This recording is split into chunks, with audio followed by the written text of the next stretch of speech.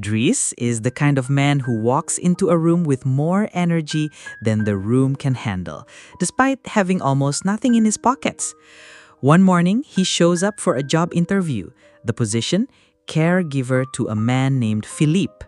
Philippe is paralyzed, but also filthy rich. Here's the twist. Unlike the other candidates, Driss isn't here for the job.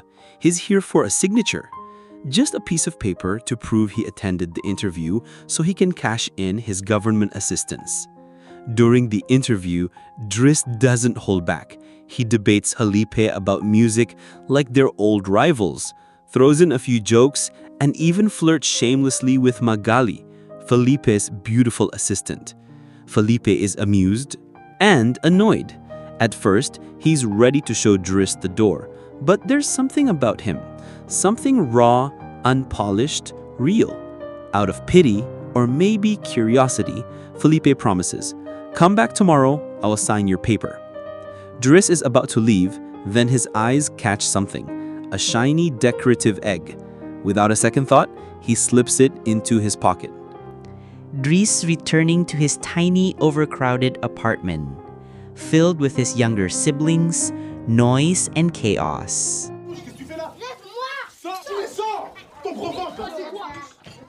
That evening, when Driss' mother came home from work and saw him standing there, her face turned to thunder.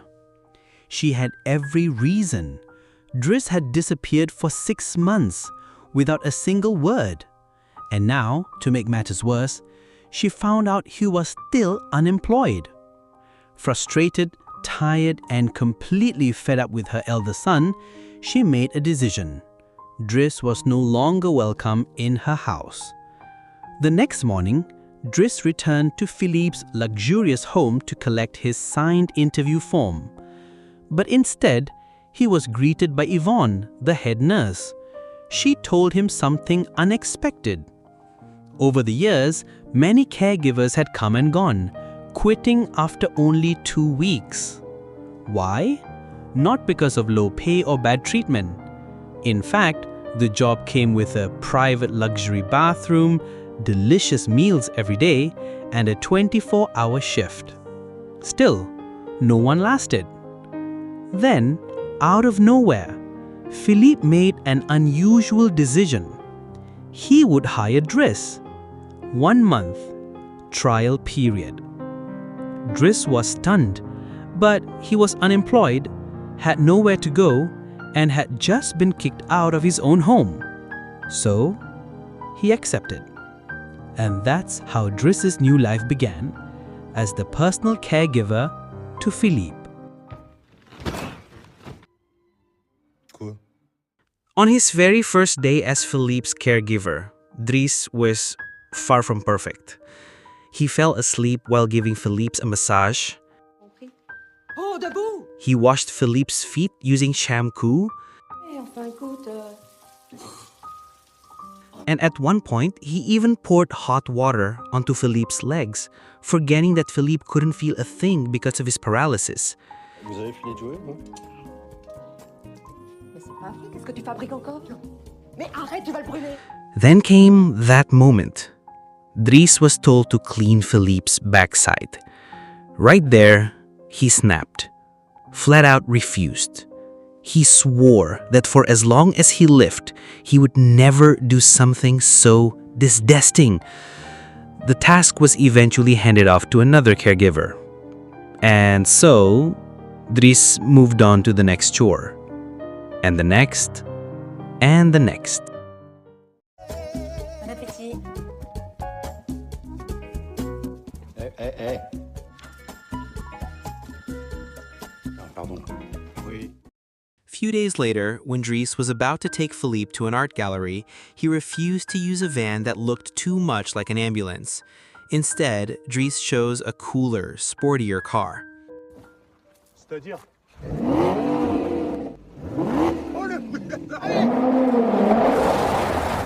When they arrived, Driss was confused because Philippe spent an entire hour staring at an abstract painting. To Driss, the painting just looked like a random mess. After examining it for so long, Philippe decided to buy the messy painting for 41,000 euros. Driss was shocked, but since he knew Philippe was filthy rich, he couldn't stop him. Not long after, one of Philippe's friends warned him to be careful with Driss, revealing that Driss had just been released from prison after serving 6 months for theft. He also told Philippe that Driss was rough and a troublemaker.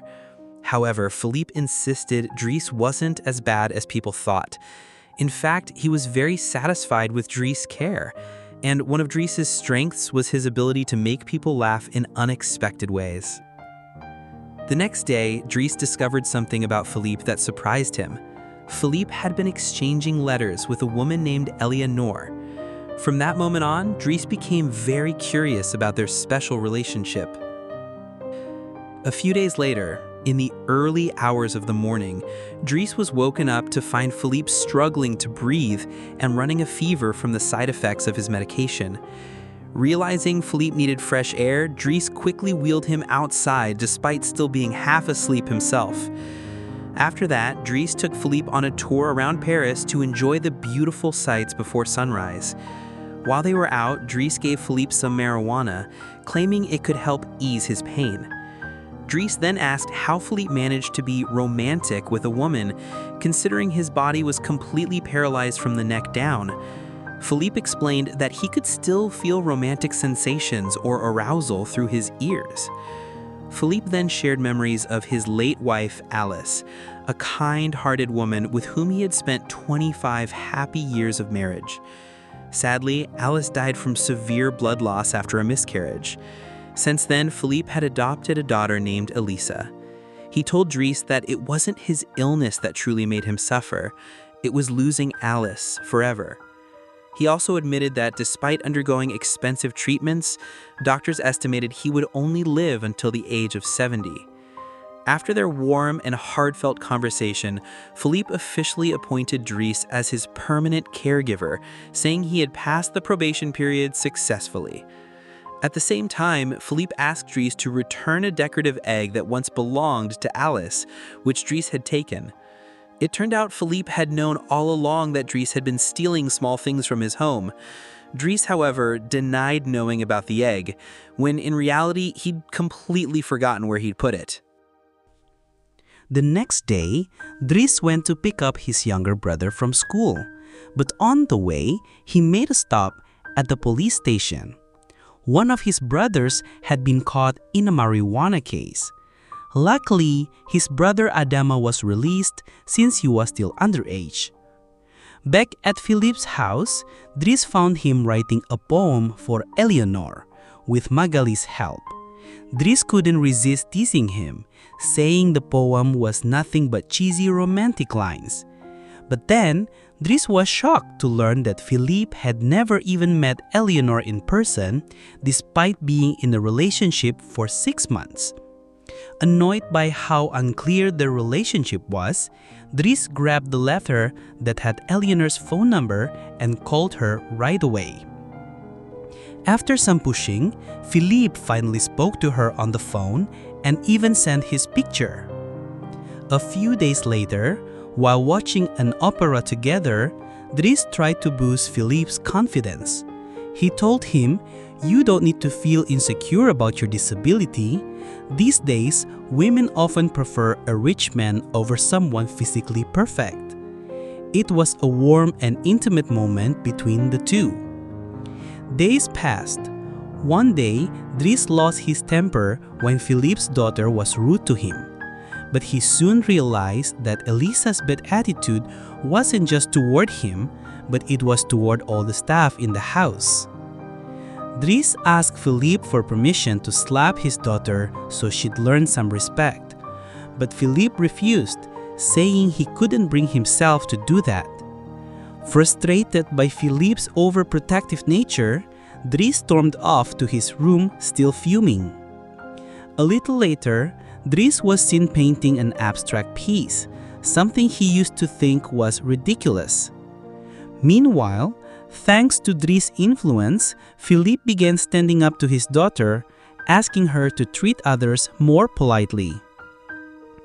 After that, Driss resumed his daily duties as Philippe's caregiver. But something had changed. He was no longer stiff or overly serious. Now, he worked with ease, even enjoying the tasks as if caring for Philippe had become a pleasure rather than a job. As time went on, Driss and Philippe's bond grew even stronger. Voilà, là on y est. C'est toi qui as fait ça. J'adore. Non mais ça va pas. À votre avis, on peut en tirer combien?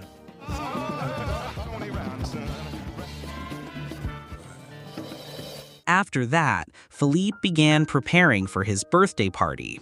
But before the day came, he confided in Driss. He said he was tired of his family treating him like a dying man. With Driss, it was different. Driss treated him like any other person. That moment showed how much closer they had grown. The day of the party arrived. Philippe had hired a full orchestra to bring the celebration to life. Meanwhile, Driss noticed Elisa locking herself in her room crying. He approached her and asked what happened. Elisa revealed she'd just been dumped by her boyfriend, Bastien. She begged Driss to talk to him. At first, Driss refused. He didn't want to meddle. But when Elisa promised him a generous sum of money, Driss finally agreed. Bastien, je te paye si tu... Tu me payes? Bon, combien tu peux mettre? Elsewhere at the party, Philippe was showing one of his friends an abstract painting Driss had made, offering it for 11,000 euros. Then came the highlight of the night. Out of nowhere, Driss jumped onto the dance floor, grooving to the music and inviting everyone to join in. His only goal was to make Philippe's party less boring, and it worked. Philippe laughed freely, truly happy. When the party was over, Driss escorted Philippe to his room and handed him a letter from Eleanor. Inside was a promise. She would come to Paris next week to meet him. And not just that, she had included a stunning photo of herself. That night, Philippe was far too happy to fall asleep. Sometime later, the long-awaited day finally arrived. Philippe was ready to meet Eleanor, accompanied by Yvonne. Meanwhile, Driss had managed to convince Bastien to apologize to Elisa for breaking up with her. After that, Driss went to the place where his mother worked. But burdened by guilt, he could only watch her from a distance before quietly walking away. Elsewhere, Philippe waited for Eleanor. He felt his nerves tighten with every passing minute, afraid she might be disappointed when she saw the reality of his condition. The anxiety became unbearable. Finally, Philippe decided to leave before she arrived. But fate had other plans. Just as Philippe stepped outside, he accidentally brushed past a beautiful, elegant woman. He didn't realize that woman was Eleanor. Day by day, Philippe kept trying to forget about Eleanor, until one day, he invited Driss to join him on a flight in his private jet. Up in the air, Philippe handed Driss an envelope containing 11,000 euros, the money from Driss's painting that had been sold. Philippe told him that he truly had a gift for creating abstract art. In the days that followed, they spent time traveling together, exploring new places, and enjoying each other's company. At this point, they were no longer just boss and employee, they had become close friends. Oh, sa mère! Je suis détendu, mais juste pour...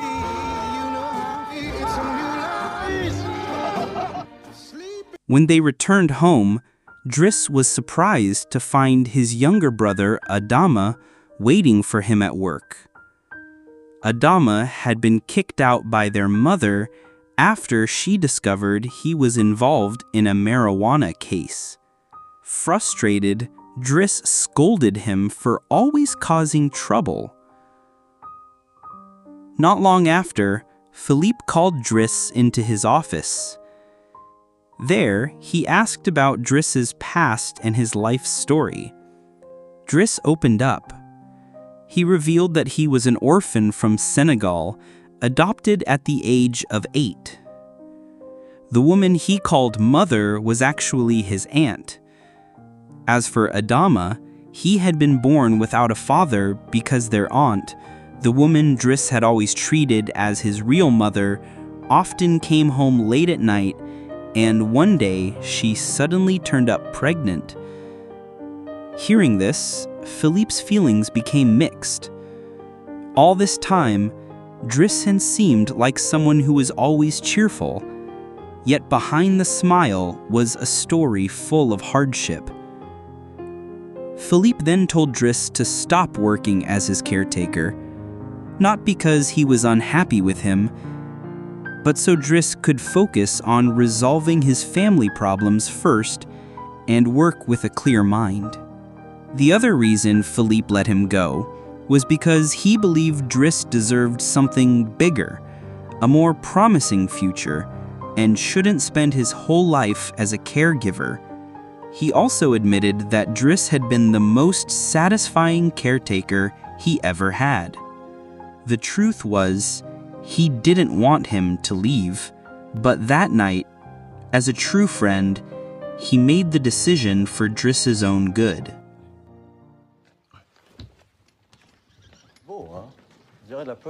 One morning, as Driss was preparing to leave Philippe's house, all the caregivers there felt a deep sadness. His presence had brought joy and laughter into that home for so long. Finally, they said their goodbyes. Driss and his younger brother, Adama, left Philippe's house together. On their way home, they decided to meet their mother, who had just finished work. When they saw her, Driss and Adama lowered their heads in guilt and apologized, offering to carry her bag.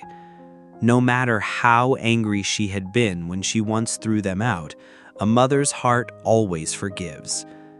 The three of them then walked home together. Sometime later, Driss applied for a job as a delivery courier. Meanwhile, Phelippe had a new caregiver, but he was nothing like Driss. The house felt quieter, the laughter gone. Phelippe seemed more withdrawn, uncomfortable, and without anyone to truly lift his spirits like before. One night, Phelippe suffered shortness of breath. The caregiver tried to help, but Phelippe refused. Realizing Phelippe needed more than just medical care, Yvonne decided to visit Driss, hoping he would return and bring back Philippe's happiness. The next day, Driss came to see Phelippe. Seeing his old friend again made Phelippe both happy and emotional. But Driss quickly broke the tension, joking about Philippe's now thick beard and mustache. The room instantly filled with nostalgia, just like old times. A few days later, Driss took Phelippe out. Along the way, Driss drove so fast that they were stopped by the police. Thinking quickly, Driss told the officers Phelippe needed urgent help because of his medical condition. Instead of giving them a ticket, the police escorted them to the hospital. Once the officers left, Driss revealed his real plan, taking Phelippe far away to spend time together as true friends. Their journey led them to a beach, where the fresh air and beauty of nature embraced them. For Phelippe, it was a priceless moment, finally feeling the outside world again after so long confined within his luxurious home.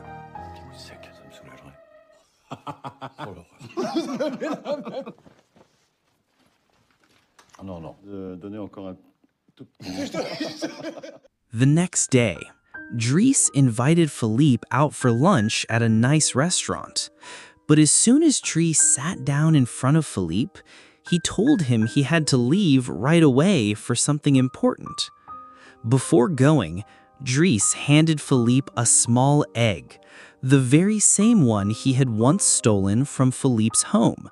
Then, with a little smile, he said, "Someone special will be here soon." Without giving any more explanation, Driss stood up and left, leaving Philippe sitting there, puzzled and a little nervous. He had no idea who this special someone could be. Moments after Driss walked out, a stunning woman approached and took the seat across from Philippe. To his surprise, it was Eleanor. What Philippe didn't know was that Driss had secretly planned this meeting all along, because deep down, he knew Philippe still carried feelings for her. From a distance, Driss watched them meet for the first time in a long while, a warm smile on his face. In his heart, he thought, This is my final gift to my friend, reuniting him with the woman he loves.